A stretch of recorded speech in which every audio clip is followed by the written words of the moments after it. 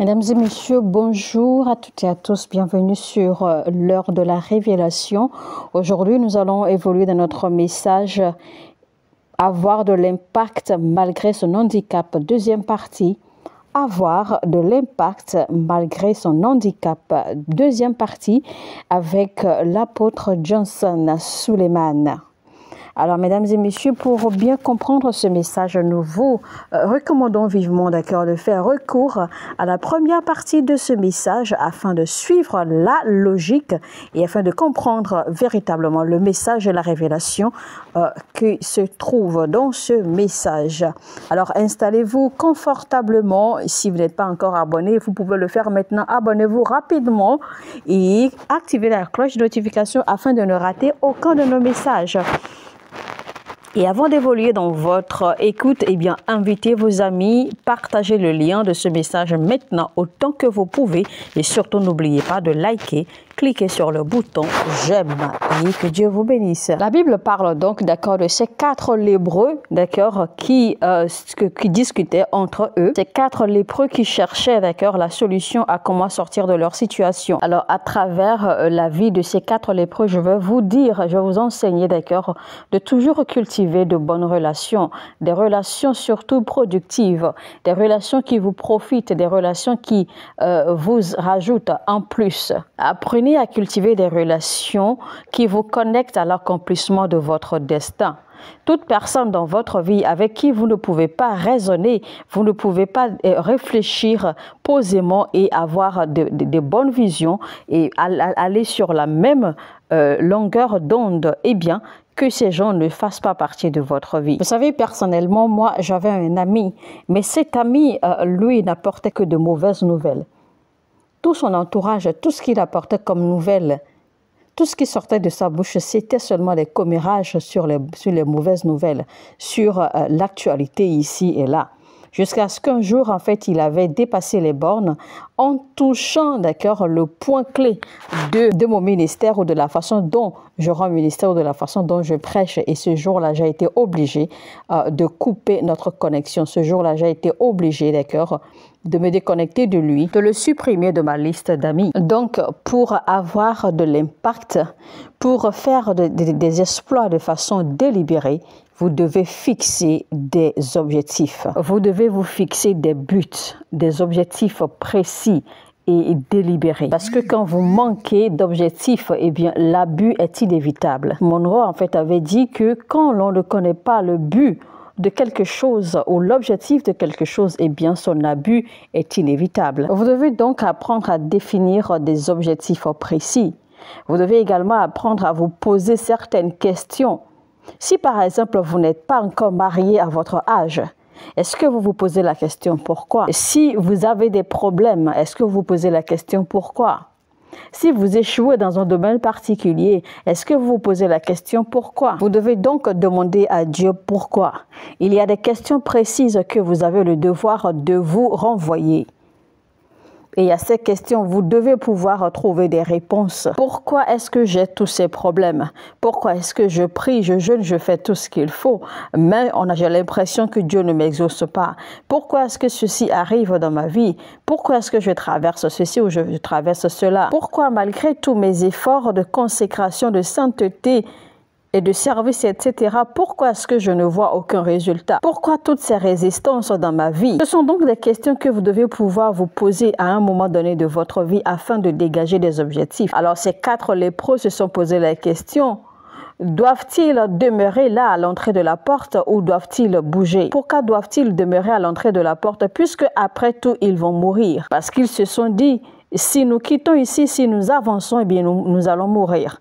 Si nous reculons, nous allons mourir. Et si nous demeurons ici, nous allons toujours mourir. Alors donc, ils ont décidé d'avancer parce qu'ils se sont dit, il vaut mieux mourir en essayant d'avancer que de rester sur place ou encore que de reculer et toujours mourir. Même s'ils trouvaient la mort en essayant d'avancer, au moins ils auraient essayé d'avancer. Vous savez, il y a quelque chose que j'ai découvert quand j'étudiais le verset biblique qui parle des armes de notre combat spirituel. Aucune de ces armes, n'était destinée pour le dos ou plutôt en d'autres termes pour l'arrière. Toutes ces armes, en fait, ont été décrites comme des armes qui doivent être utilisées en avant sur le front. Par exemple, le bouclier de la foi, l'armure de la justice, le casque du salut. Donc, toutes ces armes qui ont été citées, en fait, sont pour que vous puissiez faire face à l'adversité. Aucune de ces armes n'a été indiquée de rester derrière. Aucune de ces armes n'a été indiquée comme étant l'arme qui doit être positionnée, par exemple, à votre arrière pour faire le combat. Non, parce que vous ne pouvez pas confronter votre ennemi de dos. Vous ne pouvez pas défier votre ennemi de dos. Vous devez faire face à votre ennemi pour l'affronter. Parce que Dieu n'espère pas que vos ennemis voient votre arrière. Il est écrit dans Psaume 78, verset 9, « Les fils d'Éphraïm, armés et tirant de l'arc, tournèrent le dos le jour du combat. » Écoutez-moi très bien, enfants de Dieu. Nous sommes arrivés à un point de notre vie où nous ne pouvons pas reculer et nous ne devons pas nous soumettre non plus. Car il est écrit clairement dans la parole de Dieu que depuis le temps de Jean-Baptiste, le royaume de Dieu est devenu violent et seuls les violents s'en accaparent. Donc les violents chrétiens dans la prière, les violents chrétiens dans le jeûne, les violents chrétiens dans l'esprit, les violents chrétiens dans l'intercession, les violents chrétiens dans le service, les violents chrétiens dans le combat spirituel se l'arrachent par la force. Quelques années plus tôt, j'ai prêché un message intitulé « L'insistance ou la persistance dans la prière ». On avait une femme, une ouvrière de l'église dont la fille était membre de la chorale. Au retour du marché, on avait ramené sa fille de l'école et sa fille était déjà décédée. On l'avait ramenée de l'école. Elle avait mon numéro de téléphone, mais elle n'a pas cherché à me contacter. Elle a plutôt fermé la porte sur elle et sa fille décédée. Et elle s'est mise à prier. Premier jour est passé, deuxième jour est passé, troisième jour est passé, quatrième jour est passé. Elle commençait à s'épuiser. C'est alors qu'elle envoya un message à son chef de département, lui disant de dire, c'est-à-dire de me dire à moi, le pasteur, que au cas où elle mourrait dans sa chambre, de simplement transporter son corps et celui de sa fille sur l'autel de Dieu. Et elle stipule également dans son message qu'elle ne sortira pas de sa chambre tant que sa fille ne revient pas à la vie. Et il nous faut donc une foi aussi dangereuse, une foi aussi violente, une foi aussi persistante et audacieuse pour arracher les choses par la force. Il faut une foi pareille pour défier le diable et dire que le diable veuille ou non. C'est soit je réussis ou soit je réussis. C'est soit ma fille revient à la vie, soit ma fille revient à la vie. C'est soit je tombe enceinte cette année ou je tombe enceinte cette année. C'est soit ma vie se transforme ou ma vie se transforme. En fait, il n'y a pas de négativité. Je vous raconte rapidement une anecdote, un exemple quelque chose que j'ai expérimenté personnellement. Alors, une fois, je devais voyager, d'accord, puisque j'ai l'habitude de faire les croisades dans les nations chaque semaine, je devais voyager. Et puisque je voyageais beaucoup tellement que je n'étais même pas conscient, d'accord, que mon passeport en fait était rempli, qu'il n'y avait plus de pages dans mon passeport. Alors, je devais voyager. Et après le culte, en fait, j'étais déjà d'accord sur le chemin. Arrivé à l'aéroport, eh bien, on constate que on me fait comprendre que je ne peux pas voyager. Pourquoi? Parce que mon passeport est rempli et que normalement le pays dans lequel je vais, que eux ils peuvent me donner le laissez-passer. Et donc, mais arrivé dans le pays, il faudra alors que, parce que les gens du pays, en fait, l'immigration doit apposer le visa de leur pays sur une fraîche page, c'est-à-dire que une page vierge ou rien, où il n'y a pas de cachet, il n'y a rien d'écrit là-dessus. Mais voici qu'il lui reste une seule page. Donc, si on appose le cachet de sortie, arrivé là-bas, on va apposer le cachet d'entrée et ainsi de suite jusqu'à son retour. Mais voici, il n'y a plus de page pour apposer le visa à l'arrivée dans le pays dans lequel j'allais normalement. Donc, d'abord, j'ai demandé si j'avais violé une loi. On m'a dit que non, que je n'avais violé aucune loi. Je leur ai dit, ok, il n'y a pas de souci. Mettez-moi le cachet de sortie, ne vous inquiétez pas pour moi. Donc, finalement, les gens de l'immigration, finalement, ils ont mis le cachet de sortie. Donc, une fois dans l'avion, alors, j'ai raconté, d'accord, l'expérience à mes partenaires, à mon équipe, l'équipe qui me suivait. Mais alors, je me suis rappelé que j'avais besoin d'un verset biblique, en fait, pour corriger, d'accord, cette situation. Vous savez que toute maladie, d'accord, se manifeste par un symptôme, par un signe. Et donc, pour toute transformation, pour tout changement également, il faut une écriture, il faut un verset biblique. C'est alors que j'ai commencé à chercher dans mon esprit et finalement j'ai trouvé le verset qu'il me fallait pour corriger cette situation. C'est alors que je me suis rappelé Psaume 105:13. Et ils allaient d'une nation à l'autre et d'un royaume vers un autre peuple. Mais il ne permit à personne de les opprimer et il châtia des rois à cause d'eux. Et il dit, ne touchez pas à mes oints et ne faites pas de mal à mes prophètes. C'est alors que j'ai crié, voici, finalement je l'ai eu. Et tout le monde me regardait. Et vous savez, quand on est finalement arrivé à destination, à la sortie de l'aéroport, eh bien, il fallait que l'immigration fasse leur travail. Et donc, on regardait mon passeport et on me regardait également. Heureusement, alors que j'ai eu une de mes filles qui travaillait là et qui m'a vu et qui était toute excitée, et au lieu de suivre la procédure normale, eh bien, elle m'a fait entrer, d'accord, dans leur bureau personnel, dans leur bureau privé. C'est alors qu'elle s'est occupée de moi. Elle a fait la même remarque sur le passeport. Et après avoir longuement réfléchi, bon, elle n'a pas posé de questions. Elle a apposé le visa, d'accord, à l'arrivée dans le pays. Elle a posé le visa sur un visa existant déjà dans le passeport. Ce que je peux vous dire que ne se passe jamais. Cela n'arrive jamais nulle part. Ce n'est pas permis nulle part. Aucune immigration ne fait cela. Mais voilà ce qu'elle a fait ce jour-là pour me permettre d'évoluer dans mon voyage.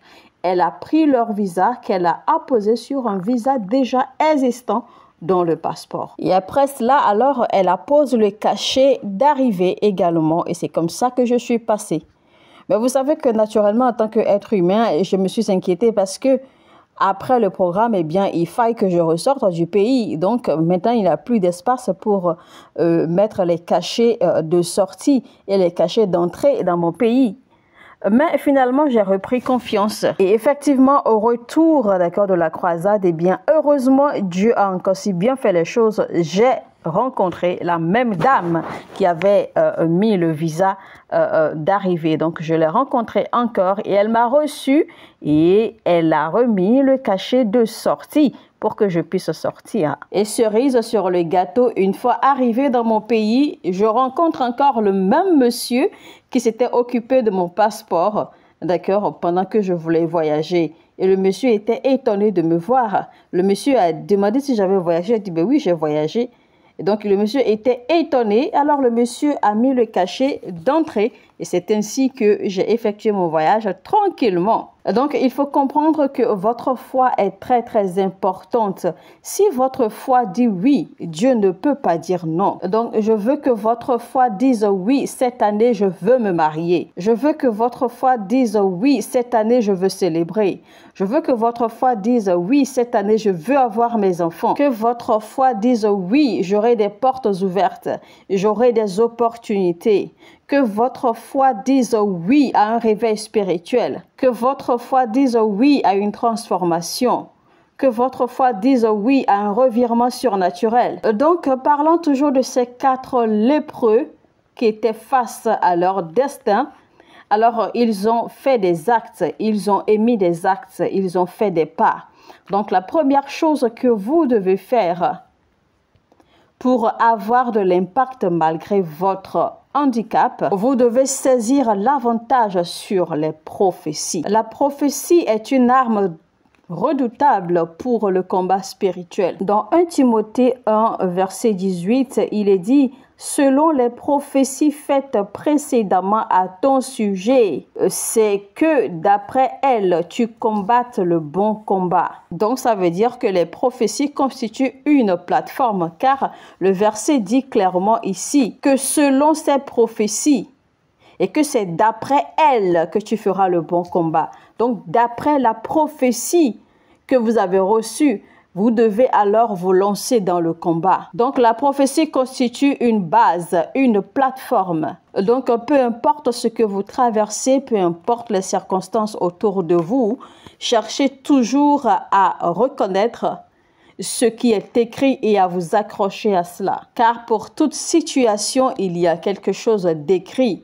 Pour toute situation, Dieu a écrit quelque chose concernant. Pour chaque rapport médical que vous avez reçu, il y a un verset biblique qui s'adresse à cela. Ésaïe 53, verset 5. « Mais il s'est blessé pour nos péchés, brisé pour nos iniquités. Le châtiment qui nous donne la paix est tombé sur lui. Et c'est par ces meurtrissures que nous sommes guéris. Par ces meurtrissures, chers amis, nous sommes guéris. Donc, pour vous l'appliquer maintenant, par ces meurtrissures, vous avez été guéris. Vous avez été guéris. Pas que vous êtes guéris, mais vous avez été guéris. Ça veut dire qu'avant même que la maladie ne s'affiche dans votre système, vous avez déjà eu la guérison. La guérison existait déjà avant même que la maladie ne surgisse. La solution avait déjà été pourvue avant même que le problème ne surgisse. Et la solution ici est plus vieille, la solution est plus âgée, elle est plus ancienne que le problème. Vous savez, c'est pour cela que quand l'ennemi vient s'en prendre à vous, il veut toujours, avant tout, voir si vous connaissez la parole de Dieu, si vous savez ce que Dieu vous a dit concernant telle ou telle et telle situation. Rappelez-vous, le diable a demandé à Ève, Dieu a-t-il dit? Vous voyez? Donc, il a lancé cette question à Ève pour la tester, pour voir si effectivement elle savait ce que Dieu a dit, ou plutôt si elle a compris ce que Dieu a dit, afin de vérifier si elle a une révélation propre de ce que Dieu a dit. Quelle est la prophétie de Dieu sur votre vie? Qu'est-ce que Dieu a dit vous concernant? Vous savez, le Seigneur m'a dit il y a quelques années, quand vous ne personnalisez pas une prophétie, elle ne peut pas se matérialiser dans votre vie. Toute prophétie qui n'est pas personnalisée ne peut pas se matérialiser. Toute déclaration prophétique, vous devez la personnaliser. Toute parole qui sort de la bouche d'un serviteur ou qui vient de la parole de Dieu, vous devez la personnaliser. Pour vous et pour vos enfants, pour vous et pour votre maison, pour vous et pour vos affaires. Vous devez y introduire votre nom. Vous devez y introduire votre personnalité. Vous devez vous approprier toute prophétie et toute parole et toute promesse de Dieu pour vous. Maintenant, je reconnais que vous êtes chrétien, vous êtes croyant et maintenant vous êtes en train d'écouter ce message. Mais ma question est celle-ci. Qu'est-ce que vous avez pu découvrir de la parole de Dieu concernant votre situation, concernant le problème que vous traversez? Pour toute situation, il y a quelque chose d'écrit. Et tout ce qui est écrit est plus vieux que ce qui se passe dans votre vie. Donc, pour tout ce que vous souffrez, il existe une prescription dans la parole de Dieu. Quand vous souffrez d'une maladie physiquement et que vous vous rendez à l'hôpital, un diagnostic se fait parce que c'est la première chose qu'ils font afin de déterminer quelle prescription médicale vous donner. Vous devez donc apprendre à travers la parole de Dieu, diagnostiquer la source de votre problème. Vous devez déterminer le nœud de votre problème et savoir ce que Dieu en dit. Vous savez, avant de me marier, j'avais lu beaucoup de livres sur le mariage et j'étais vraiment inquiet parce que la plupart de ces livres, en fait, m'ennuyaient beaucoup. Et je constatais également que beaucoup de gens avaient trop d'idées négatives concernant le mariage. Il n'y avait que des négativités, d'accord, dans la tête de tout le monde. Et les gens préféraient même ne pas se marier. Et donc, pour justifier cela, ils se référaient toujours à Paul, ils se référaient toujours à Jésus-Christ, ils se référaient toujours à tel apôtre, à tel disciple, etc., s'ils ont été mariés. Et donc, ils se basaient là-dessus pour opter pour le choix du célibat et ils ne se mariaient pas. Alors, puisque les livres, d'accord, m'ennuyaient, j'ai alors fait recours à la parole pour voir ce que Dieu dit du mariage. C'est alors que j'ai découvert le verset qui parle, en fait, qui dit que Dieu les a créés mâles et femelles. Mais pourquoi Dieu avait-il besoin de créer une femelle pour le mâle?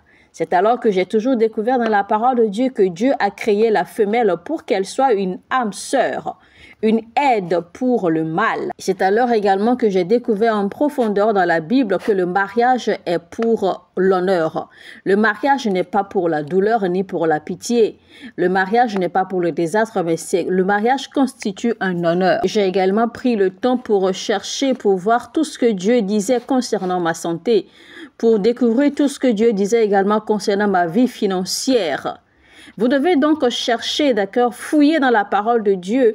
Qu'est-ce que Dieu dit de votre vie? Qu'est-ce que Dieu dit de votre situation? Qu'est-ce que Dieu dit concernant telle et telle et telle chose? Vous devez savoir ce que Dieu dit. Prenez donc toujours avantage sur ce que Dieu a dit. Donc, les lépreux, d'accord, ont profité de la prophétie qui avait été donnée par l'homme de Dieu. Ils ont également profité de l'homme de Dieu. Donc, c'est pour vous dire que il ne suffit pas de prendre l'avantage sur la prophétie ou sur la parole qui a été dite, mais prenez avantage également de l'homme de Dieu ou le serviteur de Dieu. C'est-à-dire profitez, prenez avantage sur la prophétie et sur le prophète. Malheureusement, nous sommes à une génération où les jeunes veulent toujours corriger leurs aînés. Vous devez savoir que les prophètes sont des gardiens et des porteurs des manteaux spirituels.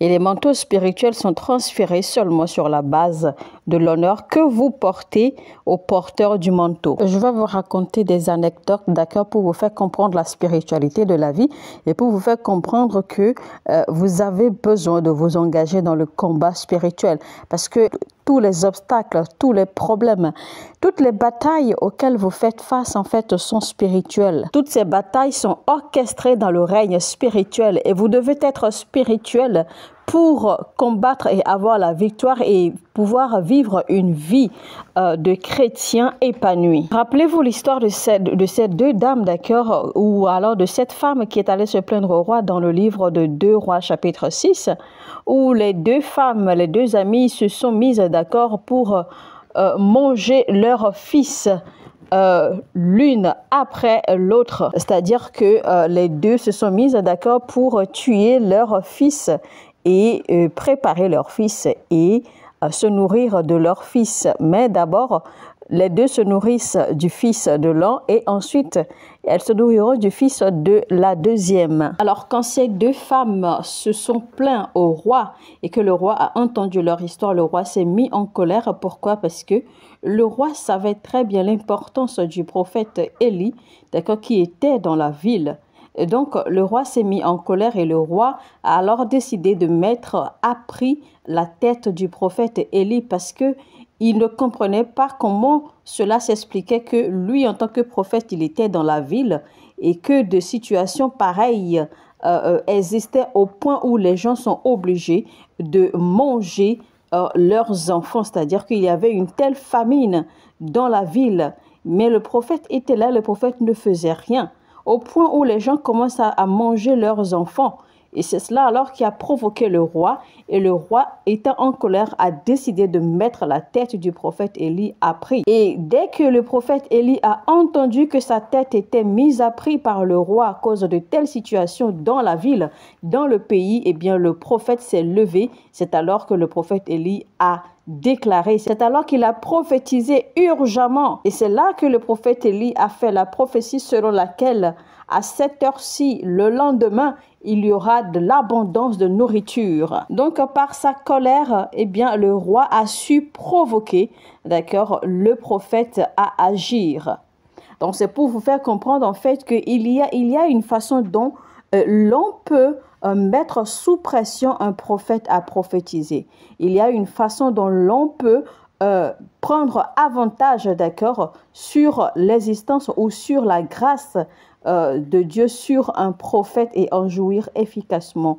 Il y a une façon dont l'on peut provoquer l'onction sur la vie d'un prophète et à la mettre en manifestation.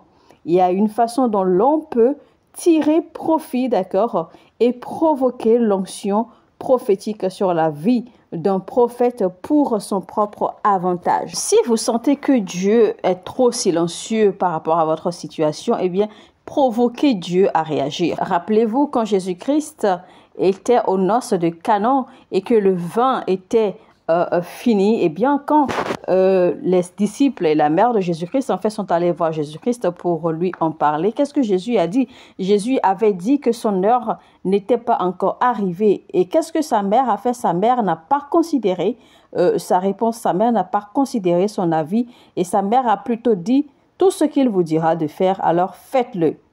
Donc c'est alors en fait que sa mère a provoqué la réaction de Jésus-Christ parce que sa mère ayant dit cela, Jésus-Christ était obligé d'agir. Il était obligé, d'accord, de poser l'acte ultime qui allait provoquer le miracle. Et c'est ce qui s'est passé. Donc, n'attendez pas de dire que oui, mon heure n'a pas encore sonné, ceci et cela. Vous pouvez provoquer votre heure. Vous pouvez provoquer votre saison.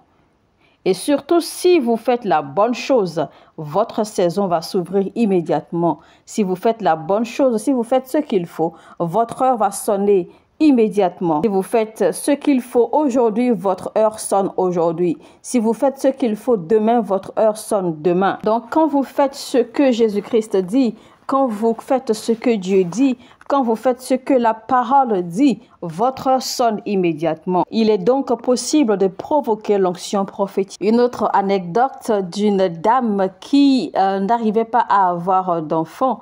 Eh bien, on est allé à une croisade et le dernier jour de la croisade, en fait, pendant que je rentrais, eh bien, la dame s'est précipitée vers moi et elle m'a attrapée par le pantalon et elle ne voulait pas me laisser partir. Elle demandait à ce que je prie pour elle parce qu'elle n'arrivait pas à avoir d'enfant après plusieurs années de mariage. J'ai dit, mais écoute madame, j'ai déjà prié. Elle dit non, qu'elle veut une prière pour elle.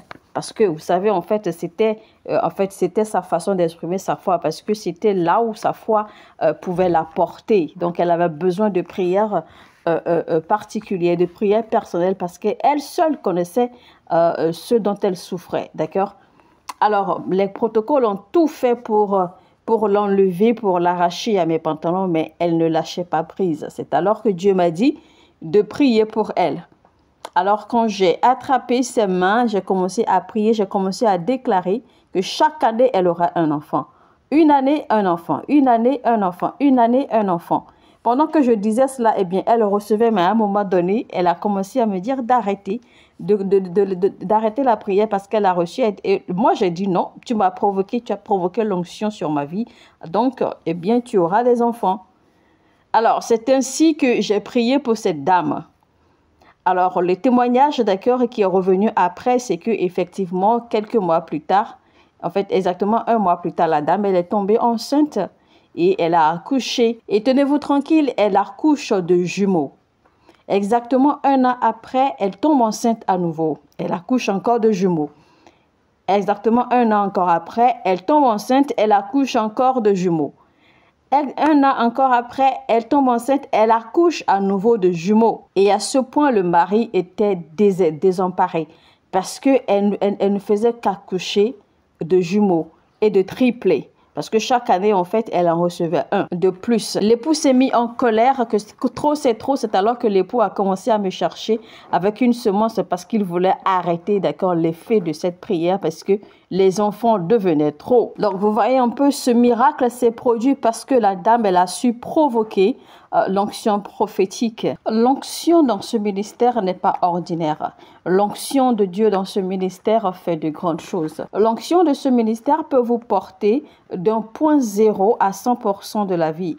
L'onction de ce ministère peut vous porter de rien du tout à quelqu'un dans la vie. L'onction de ce ministère peut vous porter de 0 à héros. L'onction de ce ministère peut vous sortir de la cachette et vous exposer à la lumière. Alors, vous tous qui écoutez ce message, présentement, je fais cette déclaration sur votre vie. Ces pouvoirs, ces forces qui ont arrêté, qui ont stoppé, qui ont limité des gens de votre famille ne pourront pas vous limiter, ne pourront pas vous arrêter. Dans le nom puissant de Jésus-Christ.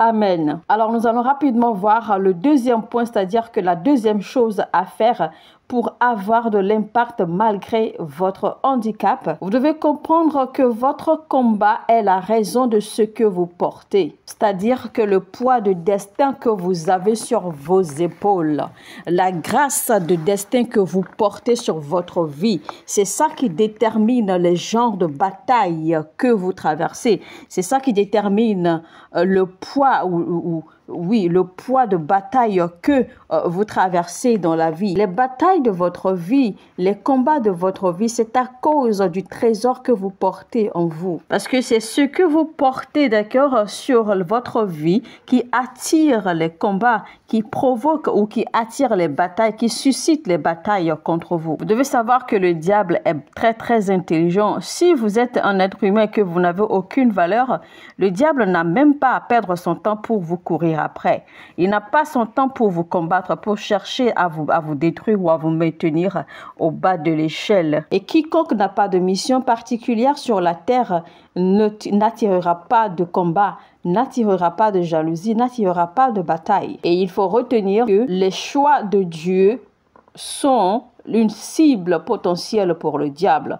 Ceux que Dieu choisit spécialement, eh bien, constituent une cible que le diable veut coûte que coûte détruire. Si votre destin est un destin très lourd et très riche, si vous avez un destin glorieux, eh bien vous allez attirer de grandes batailles. Vous allez attirer des combats, des batailles têtues. Donc vous devez savoir alors que si vous êtes du genre que vous n'avez que des problèmes, votre vie refuse de s'améliorer, vous n'attirez que des batailles, vous n'attirez que des combats ici et là, vous n'attirez que la jalousie, le mépris, tout ceci et cela, c'est parce que vous portez en vous quelque chose de glorieux. Et donc, retenez alors ceci que je m'en vais vous dire. Ces 4 lépreux, c'est parce que l'ennemi savait. Le diable savait déjà dès le début que ces 4 lépreux constituaient la rédemption de Israël. Et c'est pour cela que le diable les a affligés de lèpre déjà tout au début afin qu'ils soient rejetés et qu'ils soient méprisés et qu'ils soient renvoyés hors de la cité. Parce qu'en réalité, ils étaient d'accord ceux qui portaient le salut de Israël. Il y a certains d'entre vous, vous traversez tellement de problèmes, tellement de situations que parfois vous vous posez des questions. Pourquoi est-ce que je fais face à tous ces problèmes? Pourquoi tout ceci m'arrive à moi? Pourquoi c'est toujours moi qui souffre de ceci ou qui souffre de cela? Pourquoi moi je n'arrive jamais à avoir ceci ou à avoir cela? Mon frère, ma soeur, je vais vous dire, c'est parce que vous portez quelque chose de glorieux en vous. C'est pour cela que le diable ne cesse pas de vous affliger. Vous n'êtes pas seulement un individu lambda, vous êtes une institution en déplacement. Vous êtes une génération en déplacement. C'est vrai que l'ennemi a vu déjà qui vous êtes. L'ennemi a vu déjà ce que vous êtes pour la nation, pour votre famille, pour votre communauté, pour votre génération, pour Dieu, pour le royaume de Dieu. C'est pour cela que toutes ces batailles n'arrêtent pas de surgir contre vous. C'est pour cela que toutes ces résistances n'arrêtent pas de se lever contre vous. Mais je prie pour vous dans le nom puissant de Jésus-Christ. Tous ceux qui écoutent ma voix en ce moment, ces batailles prennent fin aujourd'hui. Ces combats prennent fin maintenant. Voyez-vous, ces 4 amis lépreux, d'accord, en fait, avaient décidé d'avancer. Ils avaient décidé finalement d'entrer dans la cité. Imaginez un instant qu'ils avaient décidé de rester là et mourir, ou qu'ils avaient un instant décidé, d'accord, de mettre fin à leur jour. Donc c'est pour vous dire également que peu importe la situation que vous traversez, faites toujours attention, d'accord, aux décisions que vous prenez. Faites attention à ce que vous dites, faites attention à vos décisions parce que vous devez garder à l'esprit que des générations sont attachées à vous. Des nations sont attachées à vous. Des vies et des destins sont attachés à vous. Si vous ne le saviez pas, sachez-le maintenant que cela reste clair dans votre esprit. Les choses spirituelles n'ont de respect pour personne. Les réalités spirituelles sont telles qu'elles sont. Elles ne respectent personne, ni classe, ni pays, ni origine, ni couleur de peau, ni votre connaissance, ni niveau d'études, etc. Ces réalités spirituelles ne respectent rien du tout.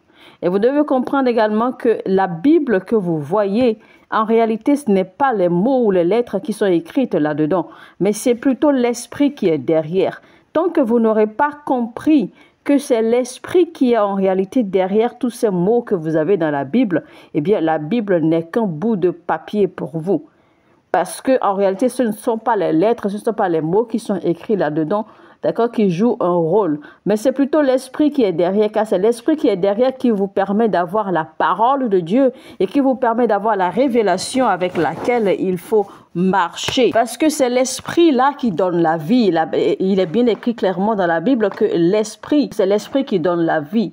que les paroles que je vous ai dites sont esprit et vie. Les paroles que je vous ai dites sont esprit et vie.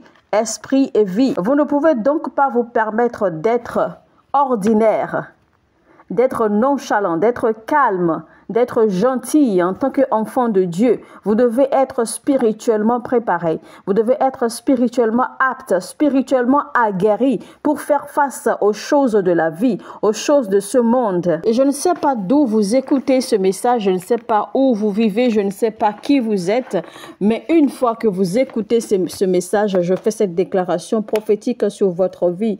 Ce qui n'a jamais été fait dans votre famille, vous allez l'atteindre, vous allez l'accomplir, vous allez briser les limites, vous allez dépasser les limites, vous dépasserez les frontières, vous dépasserez les obstacles, vous serez démarqué de tous. Je vois la prospérité venir à vous, je vois la richesse et la fortune venir à vous, je vois la délivrance et la libération venir à vous, je vois la connaissance et la révélation venir à vous dans le nom de Jésus-Christ. Alors, comment expliquer la lèpre sur ces 4 hommes?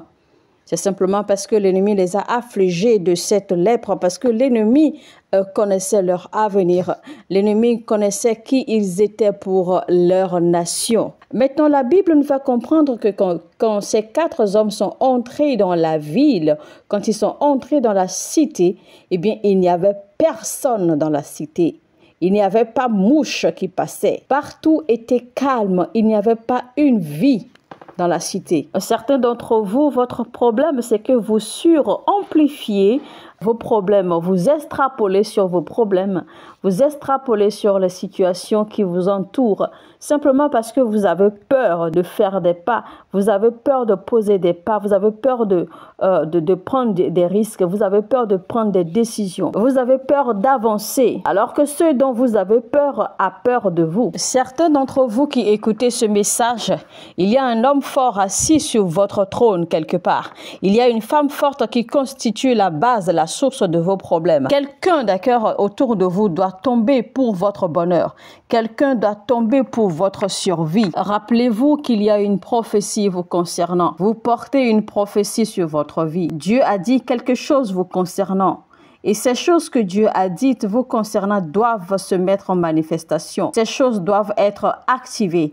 Et c'est ce que nous allons faire aujourd'hui à travers les prières que nous allons faire tout à l'heure, dans quelques instants, ensemble. Alors c'est pour cela maintenant que vous allez prendre du temps, vous allez prier, vous allez dire: mon Père, dans le nom puissant de Jésus-Christ, je fais cette déclaration. Pendant que je prie, toute prophétie sur ma vie, manifeste-toi en cette saison, manifeste-toi en cette saison, manifeste-toi en cette saison. Ouvrez votre bouche maintenant et priez, chers amis. Priez pendant quelques instants. Toute prophétie sur ma vie, toute prophétie sur ma tête, toutes les déclarations prophétiques que j'ai reçues à l'église, que j'ai reçues à travers la parole de Dieu, que j'ai reçues à travers les révélations, à travers les visions, à travers les rêves, qu'elles se mettent en manifestation maintenant, qu'elles se manifestent dans ma vie, qu'elles se manifestent dans le nom de Jésus-Christ.